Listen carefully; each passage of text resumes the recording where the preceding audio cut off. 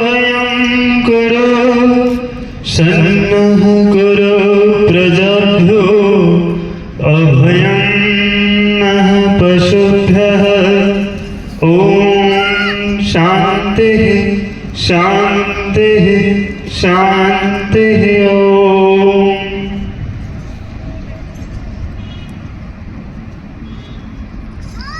मंच के ऊपर उपस्थित पूज्य यज्ञ के ब्रह्मा स्वामी चेतनानंद जी हमारे मध्य में आर्य जगत के बहुत ही तपस्वी विद्वान सन्यासी स्वामी जितेंद्रानंद जी, अन्य संन्यास्त वृद्ध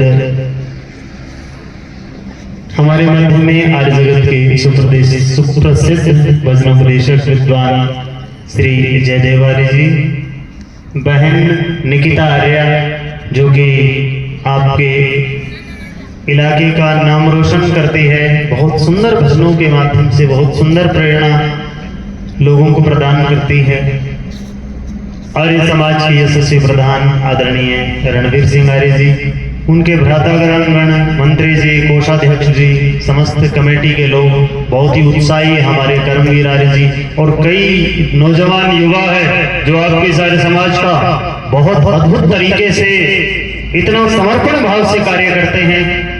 मैं सभी को नमन करते हुए माताएं बहनें जितने लोग यहाँ पर उपस्थित है, देखिए ये जो कुछ भी ईश्वर सिंह जी आर्य जी द्वारा कुछ इस तरह से इतनी प्रशंसात्मक शब्द बोले गए, भाई देखो मेरे को तो ये लगता है कि हम तो कुछ नहीं, कभी कोई अद्भुत आश्चर्यजनक कोई चीज दिखाई दे रही है अथवा देती है तो परमात्मा का है। मुझे कभी नहीं लगता है कि ये जो वाणी गरजती है ये वाणी मेरी अपनी है। क्यों? इसलिए नहीं लगता है कि जब तक मेरे अंदर घमंड रहता है तो ऐसा लगता है कि मैं कुछ हूं, लेकिन जब ये आत्मा और मन की एकाग्रता से और इंद्रियों की संपूर्ण एकाग्रता से ये जो कुछ भी भूला जाता है वो सब परमात्मा की ही देन है, क्योंकि उसमें आभास भी नहीं है। और इसका कारण क्या है? इसका कारण होता है जितना हम अंदर से पवित्र होते चले जाते हैं उतना अपनापन नहीं रहता, अन्यथा घमंड घेर लेता है। और वास्तव में अपने आप को पवित्र करने से ही हम समाज का कुछ काम कर सकते हैं। और इन्होंने कहा कि किसी महत्वपूर्ण विषय को, और वैसे तो मैं बहुत सारी बातें बीच बीच में कहता रहता हूं, परंतु आइए आज आपको कुछ महत्वपूर्ण बहुत अच्छा विषय आपके सामने प्रस्तुत करता हूं। देखिए, ऋषि दयानंद ने पाखंडों का खंडन किया, हमारे को क्या दिया कि हम अपने जीवन को पवित्र बना लें, जीवन को ऊंचा बना लें, जीवन के अंदर गुणों का विस्तार कर ले, जीवन को सुखी बना ले। ऐसी सबसे महत्वपूर्ण चीज कौन सी? क्या करें हम जीवन में? देखो, आप सब लोग आए हो, हमारे जैसे लोग तो आते रहते हैं, जाते रहते हैं, आएंगे चले जाएंगे, ठीक है, लेकिन आप लोगों को कोई बात सीखने को मिल जाए, इससे बढ़िया और कुछ नहीं हो सकता इस आर्य समाज में। ठीक है, वाया होती है कोई किसी विषय पर जो हमारे काम का भी नहीं होता, ऐसे विषय भी होते हैं, लेकिन बहुत अच्छे तरीके से प्रस्तुतिकरण होता है, तो लेकिन विषय हमारे काम नहीं आता। लेकिन मेरा तो ये कहना है, भाई आप कोई बात सुनो, आपके जीवन में उसका लाभ प्राप्त हो जाए, तो इसलिए कह रहा हूं इस बच्चे की रामलीला थोड़ी सी बंद कीजिए, इसको साइड में कीजिए।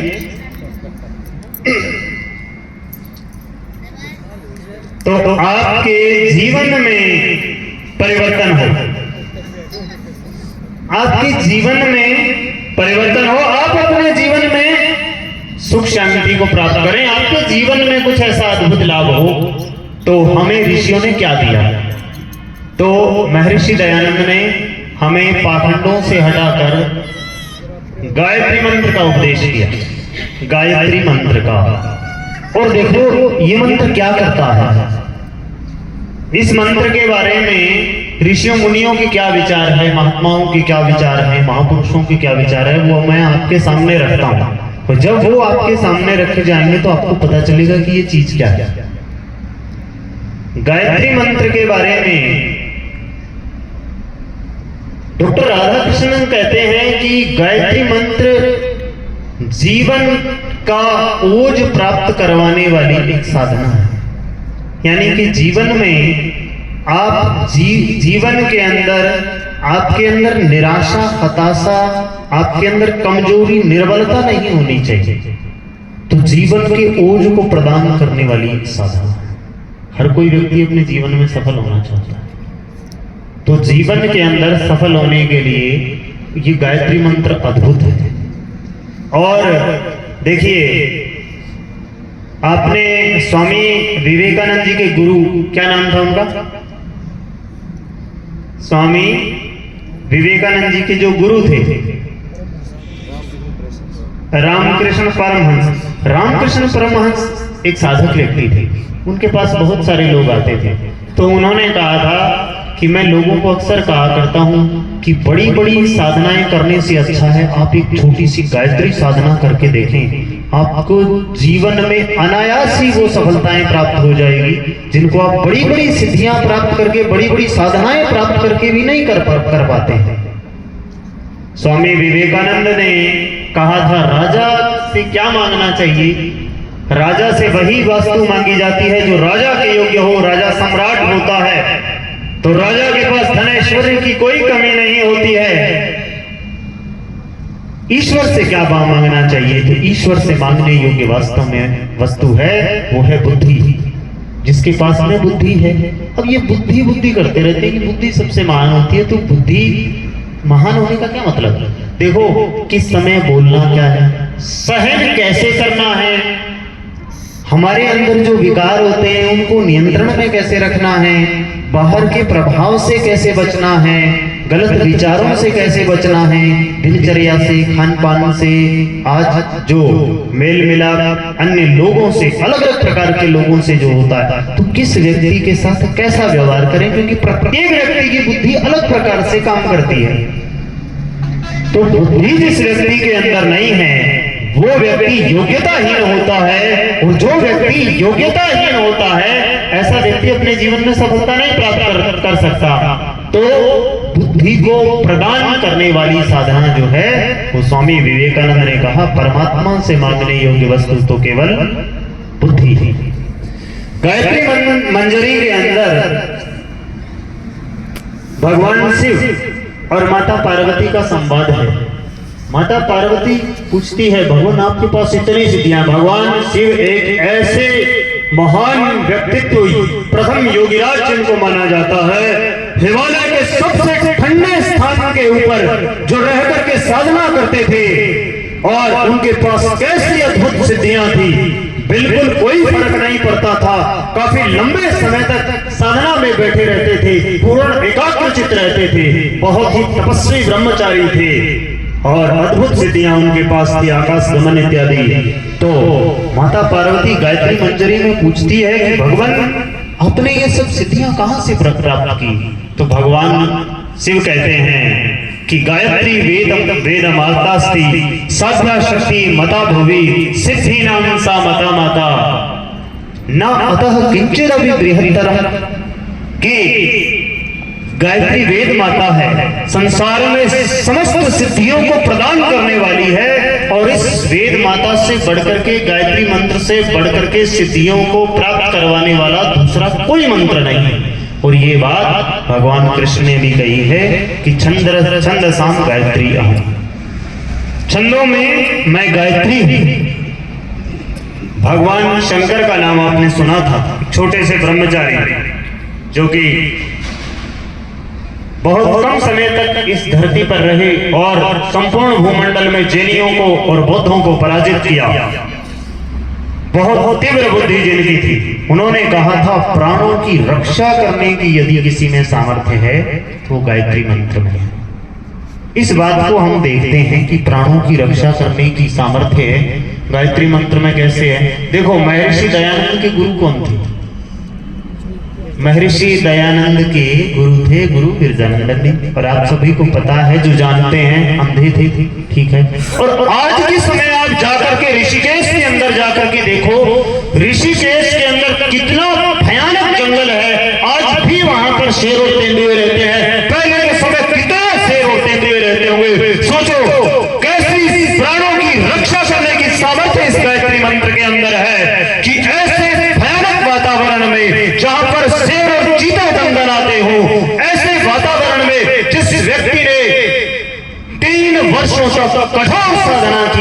ये गायत्री की साधना की थी, और ये प्राणों की रक्षा करने की सामर्थ्य इस गायत्री मंत्र के अंदर है। महात्मा आनंद स्वामी जी का नाम सुना होगा, महात्मा आनंद स्वामी जी का नाम। तो महात्मा आनंद स्वामी जी कहते हैं कि बचपन में मेरी बुद्धि ज्यादा काम नहीं करती थी, लेकिन देखो किसी महात्मा के संयोग से मुझे गायत्री मंत्र प्राप्त हुआ, और तब से मैं गायत्री मंत्र की साधना करने लगा, और गायत्री मंत्र का ये परिणाम है कि मुझे अच्छी पत्नी मिली और मुझे अच्छी संतान मिली, और आज मेरे यहाँ पर कोई कमी नहीं है। उनका बेटा एक कोई बहुत बड़े पद पर गया, और उनके धन संपत्ति की, मोटर का, गाड़ी, कार, बंगले की कोई कमी नहीं रही। तो उन्होंने कहा कि देखो ये गायत्री मंत्र है, आप लोग अपने जीवन में क्या प्राप्त करना चाहते हैं, जो भी प्राप्त करना चाहते हैं वो गायत्री मंत्र के अंदर है। गायत्री गायत्री का अर्थ क्या है कि जो गाने वाले को तार देती है। आप सभी संसार में तरना चाहते हैं, भाई तरना किससे होता है? कोई नाव है, यहाँ पानी है जो तरना है? पानी तो नहीं है, समझ में आ रहा है ना? किससे तरना है? दुखों से तरना है ना? दुखों से तरना है ना। दुनिया भर के कष्ट आते हैं जीवन में, बहुत भयंकर कष्ट आते हैं, उन सभी के अंदर क्या करना चाहिए ये पता नहीं चल पाता है। तो कौन बताएगा? तो गायत्री मंत्र का आप जप कीजिए, और गायत्री मंत्र का जप करोगे तो क्या करना चाहिए, इसलिए गायत्री मंत्र का के अंदर बुद्धि की प्रार्थना की गई है परमात्मा से। और ये बात केवल हमारे ऋषियों ने सिद्ध नहीं की, ये बात आज का विज्ञान भी प्रमाणित करता है कि नासा के अंदर एक रिसर्च हुआ, और रिसर्च के अंदर उन्होंने, वैज्ञानिकों ने यह बताया कि 1 सेकंड के अंदर 1,10,000 वेव जनरेट होती है गायत्री मंत्र का उच्चारण करने से।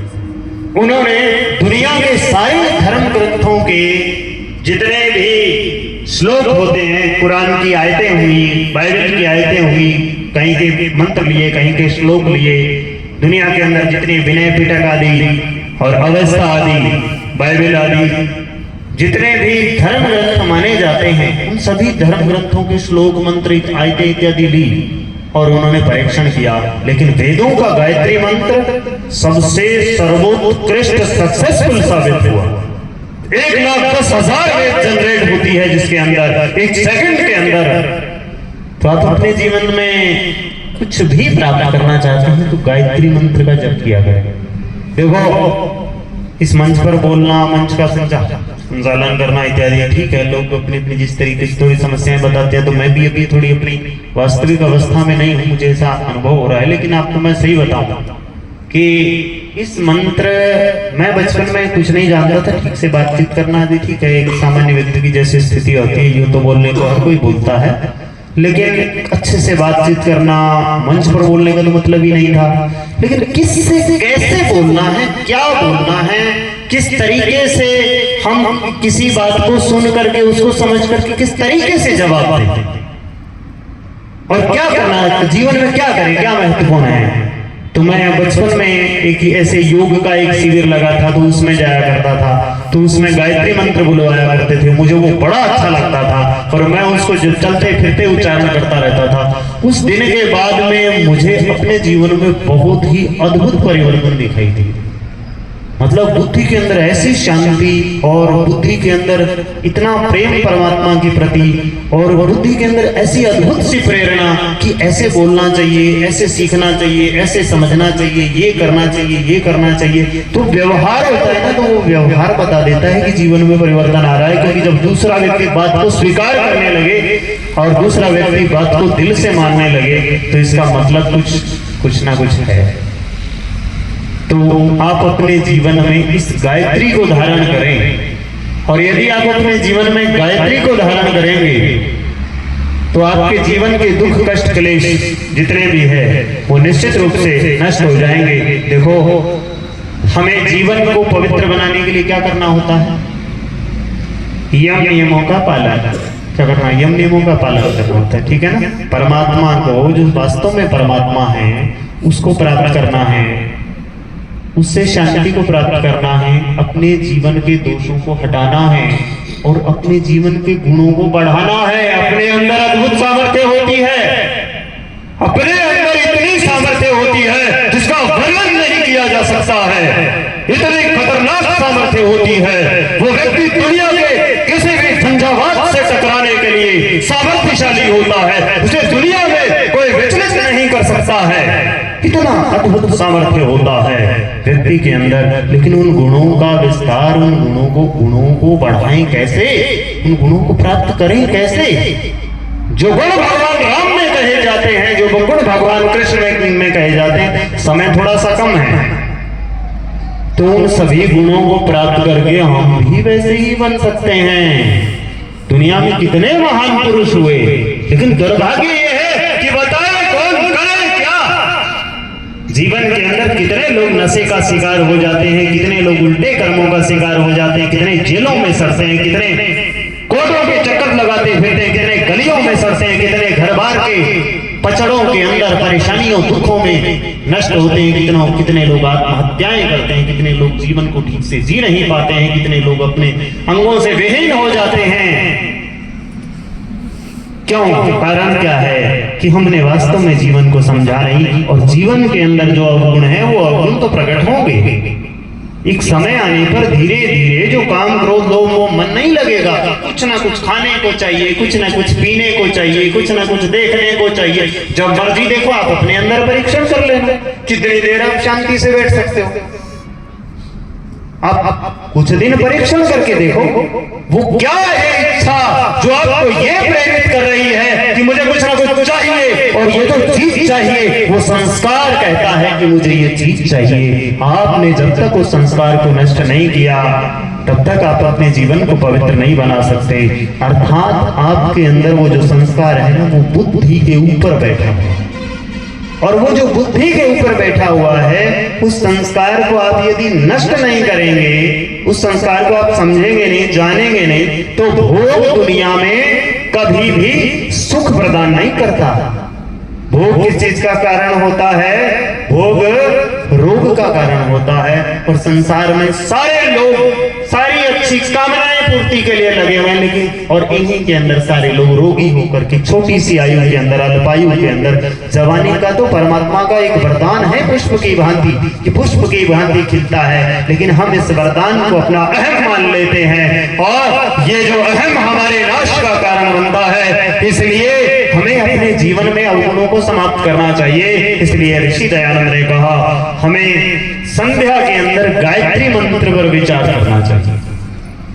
इससे संसार को प्रकट करने वाला जो परमात्मा है, उसका जो उत्तम तेज है, परमात्मा का जो उत्तम तेज है, उस तेज को धारण करने से जीवन के अंदर जितनी अयोग्यताएं होती है, बुद्धि की मलिनता नष्ट होकर के धर्माचरण में श्रद्धा और योग्यता उत्पन्न हो जाती है।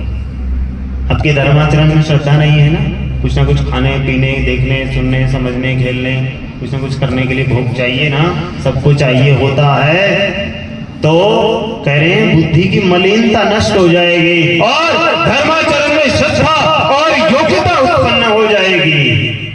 और धर्माचरण में श्रद्धा और योग्यता उत्पन्न हो जाएगी। उस दिन आप राम बनेंगे, उस दिन आप कृष्ण बनेंगे, उस दिन आप गार्गी बनेंगी, उस दिन आप सीता बनेंगी, आप उस दिन सावित्री बनेंगी, उस दिन आप अनसुईया बनेंगी। तो मैं गायत्री मंत्र का अर्थ तो कभी समय मिला तो प्रकट करूंगा, कि जो आभास हुआ कि वास्तव में देखो, वैसे तो हम पढ़ते ही हैं, लेकिन जो आभास रहा कि वास्तव में इस मंत्र का क्या रहस्य है और क्या इसका वास्तव में इसका परमात्मा की तरफ से क्या अर्थ है, तो उसको मैं कभी आपके सामने प्रकट करूंगा। खैर, आप सभी ने बहुत ध्यान से सुना, मैं आपको हृदय से नमन करते हुए हृदय से धन्यवाद देता हूँ। आइए अब हमारे बीच में आर्य जगत के बहुत ही सुप्रसिद्ध विद्वान धर्मोपदेशक हैं, मैं उन्हें निमंत्रित करूंगा। वे आएंगे और अपने मधुर भजनों के माध्यम से हम सबका मार्गदर्शन करेंगे। आप सभी के चहेते, आप सभी के प्रिय और आपके गांव का नाम रोशन करने वाले वैदिक धर्म की दुंदुभी पूरे विश्व में बजाने वाले आदरणीय श्री जयपाल आर्य जी, बहुत बहुत अभिनंदन के साथ आदरणीय श्री जयपाल आर्य जी को